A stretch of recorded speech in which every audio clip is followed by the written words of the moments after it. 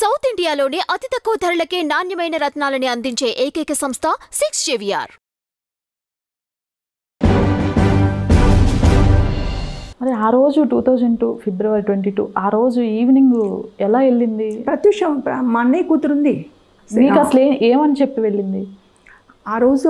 అలా కదమ్మా, ఆ రోజు మార్నింగ్ అంతకుముందుకే మాకు 23rd కదా, 24th రోజు బెంగళూరులో ఓపెనింగ్ ఉంది movie. Okay, Kannada movie, first time Kannada movie వచ్చింది హీరోయిన్గా. 24th రోజు ఓపెనింగ్ ఉంది. అది నాగేశ్వరరావు గారి అక్క కొడుకు వెంకట్. ఓకే, వెంకట్ హీరోగా ఉంది అక్కడ. ఉంటే సరే అని చెప్పేసి 23rd రోజు మార్నింగే తీసుకెళ్ళి నేను నవగ్రహ పూజ చేయించాను టెంపుల్లో.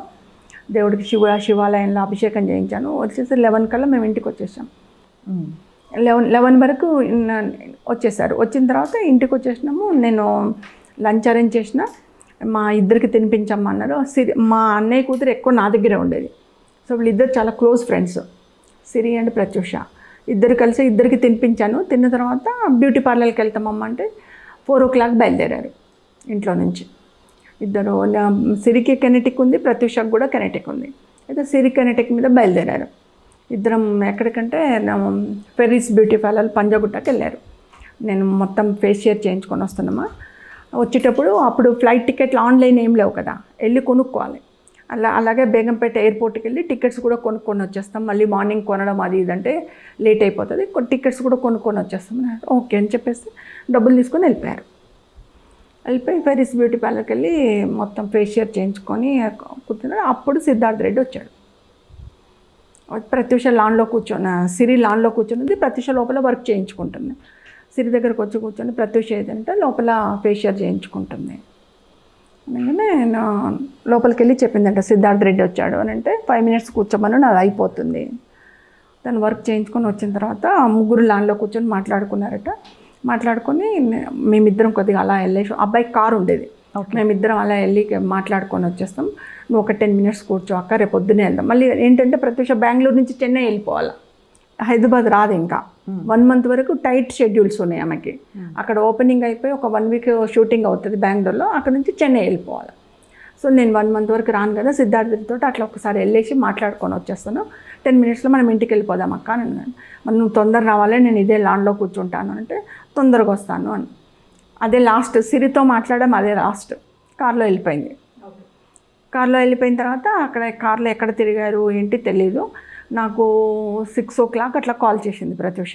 తనకు ఒక మొబైల్ ఉండేది, ఆ మొబైల్ నుంచి కాల్ చేసి, అమ్మ ఇట్లా ఎవరు నాకు డైరెక్టర్ల పేరు మరి తేజ గారు కాల్ చేశారు, నన్ను రమ్మన్నారు ఆఫీస్కి, నేను వెళ్తున్నాను. సో తేజ గారిని కలిసి వస్తాను, కొద్దిగా లేట్ అవుతుందమ్మా అని అన్నాను. మరి జాగ్రత్తగా వెళ్ళు, మరి తేజ గారితో రేపు వెళ్దాం కదా, రేపే షూటింగ్ ఉంది కదా, మరి తేజ గారికి చెప్పకపోయావా ఇలా షూటింగ్ ఉంది సార్ వచ్చి కలుస్తాను అంటే, లేదు అర్జెంటుగా రమ్మన్నారు ఆఫీస్కి, నేను వెళ్తున్నాను, సిద్ధార్థతో ఉన్నాను, నేను వెళ్ళి మాట్లాడి డైరెక్ట్గా సిరక్కని తీసుకొని నేను ఇంటికి వచ్చేస్తాను అంటే, తొందర రండి లేట్ అయిపోయింది, మళ్ళీ ఎర్లీ మార్నింగ్ వెళ్ళాల్సి వస్తుంది అని అన్నాను. అంటే సరే అని చెప్పేసి తను వెళ్ళిపోయా. నాతో మాట్లాడడం అదే లాస్ట్. ఇంకా అమ్మాయి 6కి ఓకే మాట్లాడి తను వెళ్ళిన తర్వాత మళ్ళీ అక్కడ ఏమైంది తెలీదు. అసలు తేజ గారు ఆఫీస్కి వెళ్ళలేదు ప్రత్యూష, నాకు వెళ్తున్నా అని చెప్పింది, అక్కడికి వెళ్ళలేదు. ఇంకా వాళ్ళు ఎటు వెళ్ళిండ్రు ఏమైంది ఏం తెలీదు. నాకు 8 ఇంకా రావట్లేదని టెన్షన్ పడిపోతున్నాను. నేను ల్యాండ్ ఫోన్ నుంచి చేస్తే ప్రత్యూష ఫోన్ కలవట్లేదు, స్విచ్డ్ ఆఫ్ అని వచ్చేస్తుంది, కలవట్లేదు. ఏమైంది అర్థం కాలేదు నాకు. 8:30 వరకు ఏమైంది, పిల్లలు ఇద్దరు రాలేదు, ఏమైందని చెప్పేసి మా సిరి అక్కడే కూర్చొని ఎంతసేపు వెయిట్ చేసిందంట. 8 వరకు వెయిట్ చేసినా ప్రత్యూష రిటర్న్ రాలే. నేను లాన్లోనే కూర్చుంటా అన్నది అమ్మాయి దగ్గరికి రాలే. నాకు సెల్ స్విచ్ ఆఫ్ వస్తుంది. నాకు సిరికి మళ్ళీ రిటర్న్ కాల్ ఏం రాలేదమ్మా? రాలేదు ఇంకా. ఓకే, 8:30కి నాకు హాస్పిటల్ నుంచి కాల్ వచ్చింది, కేర్ హాస్పిటల్ నుంచి కాల్ వచ్చింది. కాల్ వచ్చేసి ఇట్లా మీరు ప్రత్యూష మదర్ అంటే అవునండి అన్నాను. అంటే ఇప్పుడు ఇట్లా ప్రత్యూష హాస్పిటల్లో అడ్మిట్ అయింది, మీరు అర్జెంటుగా రావాలంటే, ఏమైందండి మా పాప వెళ్ళింది బ్యూటీ పార్లర్కి కదండి అంటే, లేదు ప్రత్యూష హాస్పిటల్ అడ్మిట్ అయింది, మీరు రండి అని.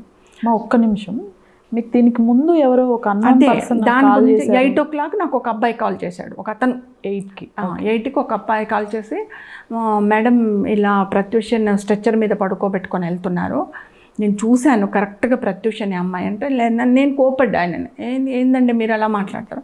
పాప బ్యూటీ పార్లర్కి వెళ్ళింది, వస్తుంది, అందువే ఉండుంటారు, వస్తుంటారు, కొద్దిగా లేట్ అయింది బట్ వస్తుంటారు అని. లేదమ్మా నేను ఖచ్చితంగా చూశాను, మీరు మళ్ళీ ఒకసారి ఎందుకైనా మంచిది కేర్ హాస్పిటల్కి ఎంక్వైరీ చేసుకోండి. స్ట్రెచ్చర్ మీద పడుకోబెట్టుకొని ఒక అబ్బాయి తోసుకొని వెళ్తున్నాడు, నేను చూశాను, మీరు తెలుసుకోండి అని అంటే నేను కోపడంగానే పాప ఆయన మీరు ఎంక్వైరీ చేసుకోండి అమ్మా అని ఫోన్ పెట్టేశాడు. హాఫ్ అన్ అవర్లో నాకు హాస్పిటల్ నుంచి కాల్ వచ్చింది, మీరు రండి అని. నేను హడావిడిగా బాబుని తీసుకొని, ఇంకా అప్పుడు మాకు కార్లు లేకుండే, హడావిడిగా వచ్చేసి నేను ఆటో తీసుకొని వెళ్ళిపోయాను, లాక్ చేసుకొని వెళ్ళిపోయాను. నేను వెళ్ళిపోయేసరికి నాకు 9:30 10 అయింది అక్కడికి వెళ్ళేసరికి. మా ప్రత్యూష సిరి చూసి ఇంకా ప్రత్యూష రావట్లేదు అని చెప్పి దానికి భయం పట్టేసుకుంది. నా 15 మినిట్స్లో వస్తానమ్మా, 8:30 అవుతుందని చెప్పి పాపం అది కెనెటిక్ తీసేసుకొని తార్నాక వచ్చేసింది, ఇంటికి వచ్చేసింది. నేను అటు వెళ్ళిపోయాను, తను ఇటు వచ్చేసింది. ఇటు వచ్చేసరికి డోర్కి లాక్ ఉంది, దానికి భయం వేస్తుందంట. అది ఇలా స్టెప్స్ దిగి మనం 4th ఫ్లోర్లో ఉండేవాళ్ళం మేము అపార్ట్మెంట్. 4th ఫ్లోర్ నుంచి ఇట్లా లిఫ్ట్ దగ్గరికి వచ్చేసరికి లిఫ్ట్లో నుంచి పోలీస్ వాళ్ళు వచ్చారట. పోలీస్ వాళ్ళు వచ్చి ప్రత్యూష వాళ్ళు వెళ్ళేదంటే ఇదే సార్, ఏమైంది సార్ అంటే ఇట్లా వాళ్ళ అమ్మాయిని హాస్పిటల్లో అడ్మిట్ చేశారు, అందుకనే మేము వచ్చాము, మాకు ఓయూ పోలీస్ స్టేషన్ పరిధి కదా, ఓయూకి కాల్ వచ్చింది హాస్పిటల్ నుంచి, వాళ్ళకి చెప్పండి అని చెప్పేసి కాల్ వచ్చింది, అందుకే చెప్పడానికి వచ్చాము మేము అని అంటే, అయ్యో లేదండి ఇప్పుడు నేను కూడా వచ్చాను, మా చెల్లెతోటే ఉన్నాను నేను ఇంతసేపు, మా చెల్లె దొరకలేదు నాకు, అందుకనే మా అత్తమ్మ ఉందేమని చెప్పేస్తే మా అత్తమ్మ ఇంటికి కూడా కాల్ లాక్ చేసి ఉంది, నాకు భయం అవుతుందండి అని అంటే సరే అమ్మా మేము వెళ్తాము, మేము వెళ్ళి చూస్తామని చెప్పేసి వాళ్ళు వెళ్ళిపోయారట. ఇంక ఇది గబగబా వచ్చేసి మన ల్యాండ్ ఫోన్ నుంచి బయట కాల్ చేసిందట, వాళ్ళ అమ్మకి కాల్ చేసిందట. కాల్ చేసి అత్తమ్మ లేదు, అత్తమ్మ వెళ్ళిపోయింది, కేర్ హాస్పిటల్ పింకీని అంటే మేము ఇంట్లో పింకీ అంటాం, ఓకే, పింకీని అడ్మిట్ చేశారట హాస్పిటల్. అమ్మ నువ్వు డాడీ తొందరగా రండి, ఎందుకు హాస్పిటల్ అడ్మిట్ చేశారు తెలియదు, నాకు భయం వేస్తుంది, నేను కేర్ హాస్పిటల్కి వెళ్తున్నాను, అత్తతో ఉంటాను అని చెప్పేసి పాపం అమ్మాయి మళ్ళీ కెనెటిక్ తీసుకొని మళ్ళీ కేర్ హాస్పిటల్కి వచ్చేసింది, పరిగెత్తుకొచ్చేసి. ఈ లోపల నేను కేర్ హాస్పిటల్లో ఉన్నాను. లోపలికి వెళ్ళేసరికి నా పాపని అంత దూరం పడుకోబెట్టారు, ఆయనను ఒక రూమ్లో పడుకోబెట్టారు, సిద్ధార్థ రెడ్డిని పాపని ఐసీయూలో పడుకోబెట్టారు. నేను దాదాపు 9:45 నుంచి అడుగుతున్నాను వాళ్ళని, ఒకసారి నేను రావటం చూస్తానండి, లోపలికి వెళ్ళి ఇంకా ఎలా అయిపోయిందంటే వాళ్ళకి ఇచ్చేస్తే వాళ్ళకి నేను అడాప్ట్ చేసిన దానిలాగా అయిపోయాను. హాస్పిటల్కి ప్రత్యూషని అడాప్ట్ ఇచ్చినట్టుగానే మాట్లాడుతున్నాను. నాకు మీరు ఉండాలి, వెయిట్ చేయాలి, లోపల ట్రీట్మెంట్ జరుగుతుంది అంటే, సార్ ఏమైందో కూడా కనీసం ఏమైంది చెప్పండి సార్, నాకు అట్లీస్ట్ మీరు చెప్పండి ఏమైంది, ఎందుకు హాస్పిటల్ అడ్మిట్ అయింది, బ్యూటీ పార్లర్కి పోయింది అమ్మాయి, మళ్ళీ రేపు మార్నింగ్ షూటింగ్ ఉన్న అమ్మాయి హ్యాపీగా ఇంట్లో నుంచి వెళ్ళింది సార్, అలాంటి అమ్మాయిని ఎందుకు ఏమైంది చెప్పండి సార్ అంటే, లోపల డాక్టర్స్ చెప్తారు మీరు ఉండండి అంటారు, అక్కడ అటెండెంట్స్ కానీ సెక్యూరిటీ కానీ నా లోపలికి పోనివ్వట్లేదు. నేను బాబు అట్లా నిలబడిపోయాం, దాదాపు గంటన్నర సేపు మమ్మల్ని ఆపేశారు బయట.